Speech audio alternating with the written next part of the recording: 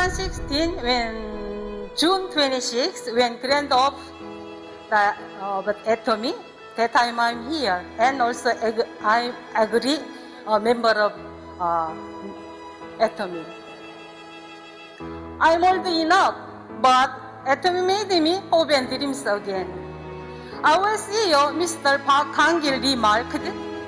Atomy business is with love. If without love, even success, there is not perfect success. I will run my business with love in my heart and in my Atomy system. Hello everyone, we drawing our future like life scenario. 10 years ago, he made plan and believed that. And then now come true like this, right? That's why we just believe and follow in system. Sure will be success.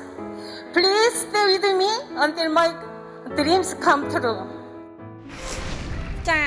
ហើយនៅក្នុងពេលនោះពេលដែលនាងខ្ញុំមកពីសិក្ខាសាលាវិញនៅឆ្នាំនោះគឺជាឆ្នាំ2018ខែ6ថ្ងៃទី15គឺនាងខ្ញុំចាប់ផ្ដើមចុះឈ្មោះនៅក្នុងក្រុមហ៊ុន Atomy ហើយនាងខ្ញុំក៏សម្រេចចិត្តធ្វើ Atomy 100% តែម្ដងចានៅពេលនេះនាងខ្ញុំក៏បានក្លាយខ្លួនជាសរុនរស់ Master នៅក្នុងថ្ងៃនេះហើយជំនួយ Atomy ពិតជាក់ស្ដែងគឺជាជំនួយមួយ Atomy គឺជាក្តីសង្ឃឹមថ្មីសម្រាប់អ្នកអស់សង្ឃឹមដូចជារូបនាងខ្ញុំផងដែរចាភាពជោគជ័យនៅក្នុងថ្ងៃនេះ 1% គឺអាស្រ័យលើខ្លួនឯង 99% គឺក្រុមជំនួយ Atomy ភាពជាក់ស្ដែងភាពជោគជ័យគឺយើងជោគជ័យដោយសារក្រុមអញ្ចឹងយើងត្រូវតែមានការសហការនិងស្មោះត្រង់ចំពោះគ្នារវាងគ្នានឹងគ្នាមានការតស៊ូនិងយកចិត្តទុកដាក់ក្នុងជំនួយមួយនេះគឺយើងត្រូវតែមានការផ្ដល់នៅបេះដូងកក់ក្ដៅនិងខួរក្បាលត្រជាក់សម្រាប់ក្រុមរបស់យើងគ្រប់គ្នាដើម្បីជាជំហានឆ្ពោះទៅរកភាពជោគជ័យ